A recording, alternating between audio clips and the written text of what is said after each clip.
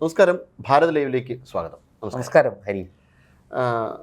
വലിയ ആക്ഷേപങ്ങളായിരുന്നു NTA നേരെ ഉയർന്നത്. ഇപ്പോഴിതാ കേരള PSC പിരിച്ചുവിടാൻ ഗവർണർ ഒരുങ്ങുകയാണെന്ന് ഒരുപാട് പരാതികൾ ഗവർണറുടെ പക്കലെത്തിയിരിക്കുന്നു. അതിൻ്റെ ഒക്കെ വെളിച്ചത്തിൽ PSCയെ പിരിച്ചുവിടാനുള്ള നീക്കങ്ങളാണ് ഗവർണർ നടത്തുന്നതെന്നാണ് അറിയുന്നത്. എന്താണ് ഈ വിഷയത്തിൽ പറയുന്നത്? അത് ഈ PSCയെ അങ്ങനെ പെട്ടെന്ന് പിരിച്ചുവിടാൻ കഴിയില്ല ഹരി. ശരിയാണ്, ഹരി പറഞ്ഞതിനകത്ത് വാസ്തവമുണ്ട്. 100-ലധികം പരാതികളാണ് കേരള PSCയെ സംബന്ധിച്ച് കിട്ടിയിരിക്കുന്നത്. കേരള PSCയെക്കുറിച്ച് മാത്രമല്ല, നമ്മുടെ രാജ്യത്ത് പല PSCകളെക്കുറിച്ച്, ഇപ്പോൾ മറ്റ് പല സ്റ്റേറ്റുകളിലെ പബ്ലിക് സർവീസ് കമ്മീഷനുകളെക്കുറിച്ചും ഒക്കെ പരാതികളുണ്ട്. ഇപ്പോൾ ജാർഖണ്ഡിലെ സമരം നമുക്കറിയാമല്ലോ, വിദ്യാർത്ഥികൾ നടത്തിക്കൊണ്ടിരിക്കുന്നത്. അപ്പോൾ അങ്ങനെ പല സ്ഥലങ്ങളിലും ഇത്തരം പ്രശ്നങ്ങളുണ്ട്, ഇത് സംബന്ധിച്ച് പരാതികളുണ്ട്. ഇതിൻ്റെ പരീക്ഷാ നടത്തിപ്പിൽ സുതാര്യതയില്ല, ആൻസർ പേപ്പർ നോക്കുന്നതിൽ സുതാര്യതയില്ല, ക്രമക്കേടുകൾ നടക്കുന്നു, പക്ഷപാതിത്വം കാണിക്കുന്നു, വഴിവിട്ട നിയമനങ്ങൾക്ക് ശ്രമം നടക്കുന്നു എന്നൊക്കെ. ഇവിടെ കേരളത്തിൽ തന്നെ നമുക്കറിയാം, ഒരു ഇതുമായി ബന്ധപ്പെട്ട് PSC ഇപ്പോൾ നടത്തിയിരിക്കുന്ന ഒരു പരീക്ഷ വലിയ ക്രമക്കേട് വന്നിട്ട് അതിന്മേൽ പോലീസ് അന്വേഷണം, ക്രൈംബ്രാഞ്ച് അന്വേഷണം നടത്തിക്കൊണ്ടിരിക്കുകയാണ്. ഈ ക്രൈംബ്രാഞ്ച് അന്വേഷണത്തിൻ്റെ ഫലമായിട്ട് ഒരു നമ്മുടെ KAS ഒരു അഡ്മിനിസ്ട്രേറ്റീവ് സർവീസുമായി ബന്ധപ്പെട്ട് നടന്ന ഒരു പരീക്ഷയിലാണ് ഈ ക്രമക്കേട് വന്നിരിക്കുന്നത്. ഒരാളെ വഴിവിട്ട് സഹായിക്കാൻ ശ്രമിച്ചു, ആ ആളിനെ നിയമിക്കാൻ വേണ്ടുന്ന എല്ലാ നീചതന്ത്രങ്ങളും, പിന്നെ അങ്ങനെ ഒരു ആരോപണമുണ്ട്. അല്ല, ഞാൻ പറഞ്ഞ പലർക്കെതിരെയും ഉണ്ട്. അതിലിപ്പോൾ ഏറ്റവും ഒടുവിൽ വന്നിരിക്കുന്ന ഈ ഒരു കേസ് മാത്രമാണ് ക്രൈംബ്രാഞ്ച് അന്വേഷിക്കുന്നത്. അന്വേഷിച്ച് ക്രൈംബ്രാഞ്ചിന് ഒന്നും ചെയ്യാൻ പറ്റത്തില്ല, ഇവർക്കെതിരെ റിപ്പോർട്ട് കൊടുക്കാമെന്ന് മാത്രമേ ഉള്ളൂ. നടപടി എടുക്കേണ്ടത് ഗവർണറാണ്. പക്ഷെ ഗവർണർക്കും ഒരു പ്രശ്നമുണ്ട്, ഇതിനകത്ത് അങ്ങനെ പെട്ടെന്ന് നടപടി എടുക്കാൻ പറ്റത്തില്ല. കാരണം ആർട്ടിക്കിൾ 317 അനുസരിച്ച് ഈ PSC എന്ന് പറയുന്നത് പ്രത്യേക പരിരക്ഷയുള്ള, സംരക്ഷണമുള്ള ഒരു സ്ഥാപനമാണ്, ഭരണഘടനാ സ്ഥാപനമാണ്, ഭരണഘടനാ പദവിയാണ്. അതുകൊണ്ട് നേരിട്ട് ഗവർണർക്ക് ചെന്ന് വേറെ ഏതെങ്കിലും ഒരു ഡിപ്പാർട്ട്മെൻറ്റിൽ ഇടപെടുന്നത് പോലെ ഇതിനകത്ത് ഇടപെടാൻ സാധിക്കില്ല. നമുക്കറിയാം, ഗവർണറുടെ അധികാരം അപരിമിതമാണ്, അദ്ദേഹത്തിന് വലിയ അധികാരമുണ്ട്. പക്ഷേ ഗവർണർക്ക് നേരിട്ട് അങ്ങനെ ഇടപെടാൻ സാധിക്കില്ല. ഇപ്പോൾ ഇവർ ഗവർണർ ചെയ്യാൻ പോകുന്നത്, ഞാൻ മനസ്സിലാക്കുന്നത്, ഈ ഗവർണർ ഇത് സംബന്ധിച്ച് നിയമോപദേശം തേടിയിട്ടുണ്ട്. ആ നിയമോപദേശത്തിൻ്റെ അടിസ്ഥാനത്തിൽ അദ്ദേഹം കർശന നടപടി തന്നെയാണ് സ്വീകരിക്കാൻ ഉദ്ദേശിക്കുന്നത്.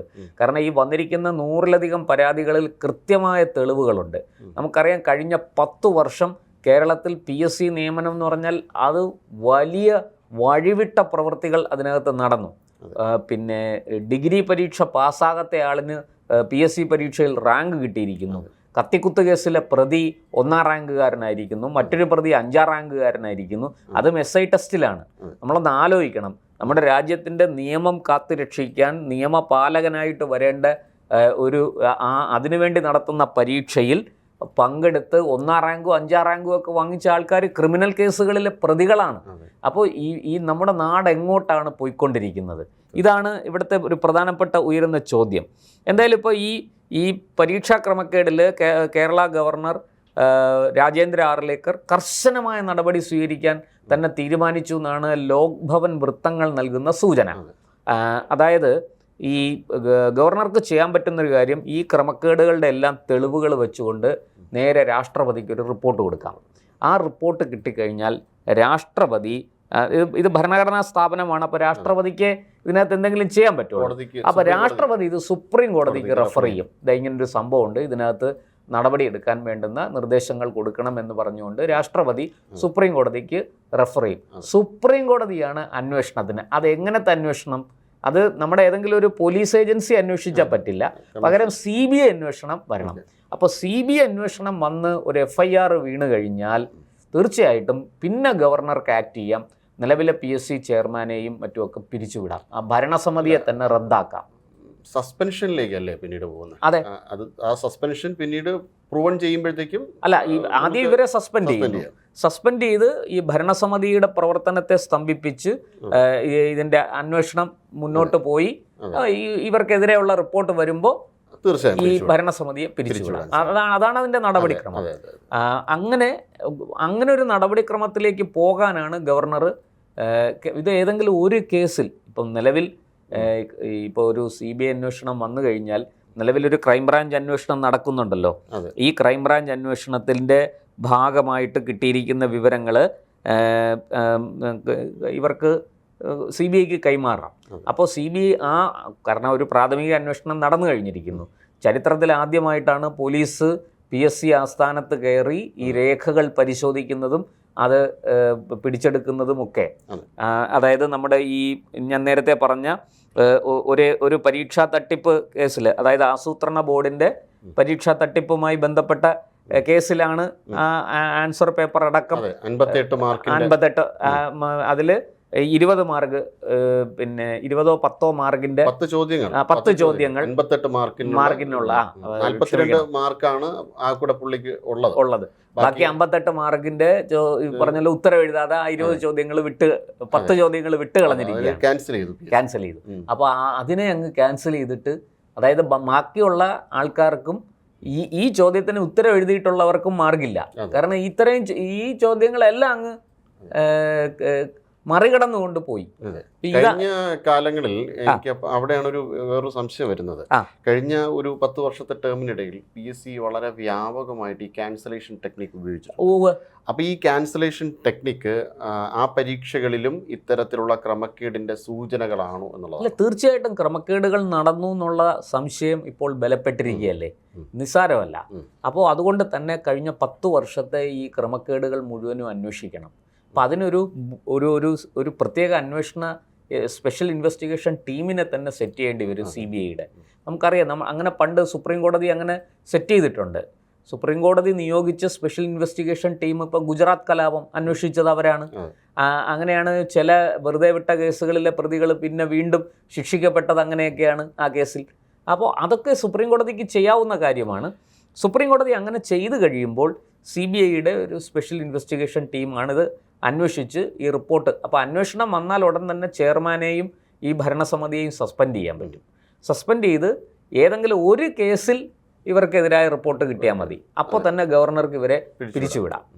അത് ഗവർണർ വളരെ പെട്ടെന്ന് ചെയ്യുമെന്നാണ് ഞാൻ മനസ്സിലാക്കുന്നത്. കാരണം ഇതിനെ സസ്പെൻഡ് ചെയ്ത് കഴിഞ്ഞാൽ പിന്നെ കേരളത്തിലെ PSC പരീക്ഷകളെല്ലാം നിലയ്ക്കും, അതും സ്തംഭിച്ചു പോകും. അപ്പോൾ PSCയുടെ പ്രവർത്തനം അല്ല, അത് ചെയ്യാം, കാരണം ഇത് നിലയ്ക്കാൻ പറ്റില്ല. അല്ല, അതാണ് ഇത് ഈ PSCയുടെ നടപടികൾ, PSCയുടെ പ്രവർത്തനം സ്തംഭിക്കാൻ പാടില്ല. അതുകൊണ്ട് തന്നെ വളരെ കൃത്യമായിട്ട് ഈ സസ്പെൻഷൻ ഉണ്ടായി കഴിഞ്ഞാൽ വൈകാതെ തന്നെ ഇവരെ പിരിച്ചുവിടാനും ഉള്ള ഇത് വരും. അതോടൊപ്പം തന്നെ ഒരു ആഡ്ഹോക്ക് അറേഞ്ച്മെന്റ് ഗവൺമെന്റ് അതിനെന്തെങ്കിലും മാർഗം കണ്ടു. അപ്പം ഇവിടെ ഒരു വിഷയം വരുന്നത് PSC പിരിച്ചുവിടുകയോ എന്നല്ല, ഈ എക്സാംസിന്റെ പേരിൽ അന്വേഷണം വന്നു കഴിഞ്ഞാൽ നമുക്ക് മേൽത്തട്ടിലുള്ള KSO അല്ലെന്നുണ്ടെങ്കിൽ നമ്മളിപ്പോൾ നേരത്തെയൊക്കെ ആസൂത്രണ ബോർഡ് കമ്മീഷൻ്റെയോ അല്ലെന്നുണ്ടെങ്കിൽ ഇൻഫർമേഷൻ കമ്മീഷൻ അസിസ്റ്റൻ്റെയോ ഒക്കെ പോസിബിൾ ആണ്. കാരണം വളരെ കുറച്ച് വേക്കൻസി ഉള്ളൂ. പക്ഷേ മാരകമായ വേക്കൻസി ഉള്ള പോസ്റ്റുകളുണ്ട്. LD ക്ലർക്കിൻ്റെ പരീക്ഷ, അതോടൊപ്പം തന്നെ മറ്റ് കമ്പനി പോർട്ട് കോർപ്പറേഷൻ, ഇങ്ങനെ ഒരുപാട് വേക്കൻസികളുള്ള പരീക്ഷയുണ്ട്. ഈ പരീക്ഷകളിൽ PSC നടത്തിയിട്ടുള്ള ചില കൃത്രിമത്വങ്ങൾ മൂല്യനിർണ്ണയത്തിലടക്കം തെളിയിക്കപ്പെട്ടതല്ല, അത്തരത്തിൽ ആരോപണങ്ങൾ SI ടെസ്റ്റിൽ തന്നെ നമ്മൾ കണ്ടതാണ്. അതെ. ഏകദേശം 250-ലധികം ഈ ആൻസർ ഷീറ്റുകൾ OMR മെഷീൻ വർക്ക് ചെയ്യുന്നില്ല എന്ന് പറഞ്ഞിട്ട് ഹാൻഡ് ഓൺ കൈകൊണ്ട് വാല്യൂഷൻ ചെയ്തു. അപ്പോൾ ഇതിലൊക്കെ വലിയ സംശയങ്ങൾ വരുന്ന ഗുരുതരമായ ക്രമക്കേടുകൾ നടന്നിട്ടുണ്ട്, ഒരു സംശയമല്ല. അതായത് കഴിഞ്ഞ 10 വർഷം കേരള PSCയിൽ നടന്നിരിക്കുന്നത് ഗുരുതരമായ ക്രമക്കേടുകളാണ് എന്ന് ഉദ്യോഗാർത്ഥികൾ ആരോപിക്കുന്നത്, അവർ പരാതിപ്പെടുന്നത് വളരെ ശരിയാണ്. ഇത് മാത്രമൊന്നുമല്ല, വേറെ ഒരുപാട്. ഇപ്പം പരീക്ഷാ ക്രമക്കേടിന്റെ കാര്യം ഹരി പറഞ്ഞു, ഞാൻ അതും കൂടെ ഒന്ന് സൂചിപ്പിക്കാം. ഒരു ചോദ്യം കൂടെ, അതിനകത്തൊരു വലിയ വിഷയം വരുന്നത് ഇത്തരം ക്രമക്കേടുകളിൽ കൂടി ജോലി നേടിയെടുത്ത ഒരുപാട് പേരുണ്ടാവും.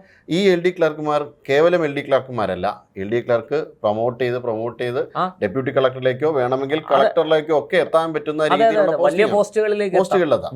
അങ്ങനെ വരുമ്പോൾ ഈ ക്രമക്കേടിൽ കൂടി നുഴഞ്ഞു കയറിയ ആൾക്കാർ സ്റ്റേറ്റിന്റെ മൊറയിൽ നഷ്ടപ്പെടുകയാണ് 100%. അപ്പം അങ്ങനെ ആ ആൾക്കാരെ എന്താ ചെയ്യുക? ഇത്രയും വലിയ ഹെവി അതാണ് ഞാൻ പറഞ്ഞത്, ഒരു SIT രൂപീകരിച്ച് അന്വേഷണം നടത്തി എവിടെയൊക്കെയാണ് കുഴപ്പം നടന്നിരിക്കുന്നത്, ഏതൊക്കെ തസ്തികകളിൽ ഏതൊക്കെ കാലത്ത് ക്രമക്കേട് നടന്നു എന്ന് കണ്ടെത്തി. ഇതൊക്കെ കണ്ടെത്താൻ ബുദ്ധിമുട്ടൊന്നുമില്ല. ഹരി ഇപ്പം പറഞ്ഞ പോലെ ആൻസർ ഷീറ്റ് പരിശോധിക്കുന്ന കാര്യത്തിൽ ഉൾപ്പെടെ ഇത് കണ്ടെത്താൻ മാസീവ് ടെർമിനേഷൻ നടത്തണം. അല്ല, മാസീവ് ടെർമിനേഷൻ നടത്തണം. നടത്തി കഴിഞ്ഞാൽ സ്റ്റേറ്റിന്റെ പ്രവർത്തനത്തിന് ഇല്ല, അങ്ങനെയൊന്നും ബാധിക്കില്ല. കഴിഞ്ഞ 10 കൊല്ലം കൊണ്ട് അല്ല, ഇത് ഒരു വേക്കൻസിയിൽ ഒരു LD ക്ലർക്ക് എക്സാംസിൽ നടത്തുമ്പോൾ നമുക്ക് ഏകദേശം 10,000-ലധികം ആൾക്കാരെയാണ് അപ്പോയിന്റ് ചെയ്യുന്നത്.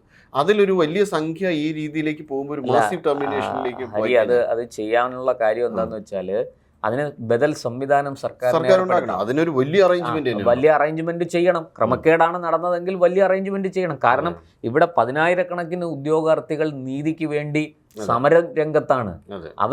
അവരെ നമ്മൾ ഇപ്പൊ സെക്രട്ടേറിയറ്റിന്റെ മുന്നിൽ കൂടിയിരുന്ന് സമരം ചെയ്യുന്ന 100 പേരെ മാത്രം കണ്ടാൽ പോരാ. അതിനപ്പുറത്തേക്ക് അതിന്റെ പിന്നിലൊരു വലിയ ശക്തിയുണ്ട്. നമ്മൾ അതാണ് ഇപ്പൊ ജാർഖണ്ഡിൽ കണ്ടു. കാരണം അവിടെ ഒന്നും സഹിക്കാൻ പറ്റാഞ്ഞിട്ടാണ് ഈ 10,000-കണക്കിന് ഉദ്യോഗാർത്ഥികൾ തെരുവിലിറങ്ങിയിരിക്കുന്നത്. കേരളത്തിലും അതുപോലെ ഇറങ്ങണമെന്നാണോ? കേരളം അതുപോലെ സ്തംഭിപ്പിക്കണമെന്നാണോ? അല്ല, അപ്പോൾ തീർച്ചയായിട്ടും ഈ അനധികൃതമായി നുഴഞ്ഞു കയറിയ ഇത്തരത്തിൽ ക്രമക്കേടുകളിലൂടെ ജോലി സമ്പാദിച്ച ആൾക്കാർ, അത് കൂടുതലും കഴിഞ്ഞ 10 വർഷത്തെ ഭരണത്തിൻ്റെ ഇടയ്ക്കാണ്. അവരെ തീർച്ചയായിട്ടും കണ്ടെത്തി ഉചിതമായ നിയമ നടപടികൾ. ഇവിടെ അടുത്തൊരു പ്രശ്നം വരുന്നത്, ഇവർ നാഷണൽ ടെസ്റ്റിംഗ് ഏജൻസിക്കെതിരെ വളരെ ശക്തമായ രീതിയിലുള്ള ആരോപണങ്ങളാണ് ഉന്നയിക്കുന്നത്. പക്ഷേ ഇന്ത്യ സഖ്യത്തിൽ പെടുന്നതാണ് JMM, ജാർഖണ്ഡിൽ വരുന്നു, പഞ്ചാബിൽ ആം ആദ്മി പാർട്ടി, കർണാടകത്തിൽ കോൺഗ്രസ്. ഈ 3 സ്റ്റേറ്റുകളും, കേരളത്തിൽ ഇപ്പോൾ കോൺഗ്രസ് ഭരിക്കുന്നു, നേരത്തെ ഇടതുപക്ഷം ഭരിച്ചു. ഈ 4 സ്റ്റേറ്റുകളിലും അതാത് സ്റ്റേറ്റ് എക്സാമിനേഷൻസ് വളരെ കൃത്യമായ രീതിയിൽ ട്രാൻസ്പെറൻ്റായി നടത്താൻ പറ്റിയില്ല. ഈ നടത്താൻ പറ്റാത്ത ആൾക്കാരാണ് NDA മാറ്റിയിട്ട് വീണ്ടും സ്റ്റേറ്റിൽ വലിയ രീതിയിൽ ആരോപണങ്ങൾ ഉയർന്നതുകൊണ്ട് ഞാൻ ഇപ്പോൾ അതിലേക്ക് ഒന്നും പോകുന്നില്ല ഹരി. അതിൻ്റെ കാരണം എന്താണെന്ന് വെച്ചാൽ, ഈ NTA കുറ്റം പറഞ്ഞുകൊണ്ടിരിക്കുന്നവർ, ഇത് ഒരു കൈയില്ലാത്തവനാണ് ഒരു വിരലില്ലാത്തവനെ കുറ്റം പറയുന്നത്. അതാണ് അതിന് കൊടുക്കാനുള്ളൊരു മറുപടി നമുക്ക്. ഇവിടെ ഇപ്പോൾ ചെയ്യേണ്ടത് എന്താണെന്ന് വെച്ചാൽ, നമ്മൾ ബാക്കിയുള്ള സ്റ്റേറ്റുകളുടെ കാര്യം അവിടെ നിൽക്കട്ടെ. ഇപ്പോൾ കേരള ഗവർണർ കേരളത്തിൻ്റെ കാര്യം മാത്രമാണല്ലോ അദ്ദേഹത്തിന് നോക്കാൻ കഴിയുക. അദ്ദേഹം വളരെ കൃത്യമായിട്ട് ഇടപെട്ടിട്ടുണ്ട്. ഈ റിപ്പോർട്ട് രാഷ്ട്രപതിക്ക് പോകുന്ന മുറയ്ക്ക് രാഷ്ട്രപതി അത് സുപ്രീം കോടതിക്ക് റെഫർ ചെയ്യുകയും സുപ്രീം കോടതിയുടെ നിർദ്ദേശം അനുസരിച്ച് ഒരു അന്വേഷണം, CBI അന്വേഷണം വരികയും ചെയ്താൽ പിന്നീട് സംഭവിക്കുന്നത് ഈ PSC ചെയർമാനെയും ഈ പറഞ്ഞ പോലെ ഇവരെയും ഈ ഭരണസമിതിയെയും സസ്പെൻഡ് ചെയ്യാൻ ഗവർണർക്ക് സാധിക്കും. അതിലൂടെ കൃത്യമായ ഒരു നിയമ നടപടിയിലേക്ക് ഇത് പോകും. കുറ്റം ചെയ്തവർ, ഉപ്പ് തിന്നവൻ വെള്ളം കുടിക്കും, വെള്ളം കുടിക്കണം, അതിന് കൂട്ടുനിന്ന ആൾക്കാരും ഒക്കെ വിഷയം. ഇത് വളരെ കൃത്യമായിട്ട് പിണറായി സർക്കാരിൻ്റെ കാലത്ത് നടന്ന അഴിമതിയാണ്, ഒരു സംശയം വേണ്ട. സ്വജനപക്ഷപാതവും അഴിമതിയുമാണ്. അതിൽ 100% നടപടിയെടുക്കണം. ഗവർണർ രാജേന്ദ്ര ആർലേക്കർ ശരിയായ മാർഗത്തിലൂടെയാണ് മുന്നോട്ട് പോകുന്നത്. അദ്ദേഹത്തിന് കൃത്യമായ നിയമോപദേശം കിട്ടിയിരിക്കുന്നു, ഒരു സംശയവും വേണ്ട. അദ്ദേഹത്തിന് ഈ നിയമ നടപടി സ്വീകരിക്കാനുള്ള ധൈര്യം അദ്ദേഹത്തിനുണ്ട്. അദ്ദേഹത്തെ ഇനി എന്തൊക്കെ ഉമ്മാക്കി കാണിച്ച് വരട്ടിയാലും ശരി, അദ്ദേഹം വിരളാൻ പോകുന്നില്ല. പഴയ RSSകാരനാണ്. അതുകൊണ്ട് തന്നെ അദ്ദേഹത്തിന് ഈ ഇരട്ട ചങ്കൊന്നും ഇല്ലെങ്കിലും ഉള്ള ചങ്കിന് ഇരട്ടി ബലമുണ്ട്. അതുകൊണ്ട് രാജേന്ദ്ര ആർലേക്കർ കണിശമായും നടപടി സ്വീകരിക്കും എന്ന് തന്നെയാണ് എൻ്റെ പ്രതീക്ഷ. തീർച്ചയായും ഭരണഘടനാ സ്ഥാപനമായ PSCയെ വളരെ മലീമസമായ രീതിയിൽ ക്രമക്കേടുകൾക്ക് പാത്രമാക്കി മാറ്റിയ ഒരു സർക്കാർ സംവിധാനം, ആ സർക്കാർ സംവിധാനം ചോദ്യം ചെയ്യപ്പെടുക തന്നെ ചെയ്യണം. അത് യഥാർത്ഥത്തിൽ ഭരണഘടനാ വിരുദ്ധവും അത് ഭരണഘടനയെ തന്നെ ഇല്ലാതാക്കുന്ന തരത്തിലുള്ള ഒരു പ്രവർത്തനവുമായി പോയി. തീർച്ചയായും ഇത് ചോദ്യം ചെയ്യപ്പെടണം. നമ്മെ ഭരിക്കേണ്ട എക്സിക്യൂട്ടീവുകൾ കൃത്യമായ രീതിയിൽ തിരഞ്ഞെടുക്കപ്പെട്ട ആൾക്കാർ തന്നെയായിരിക്കണം.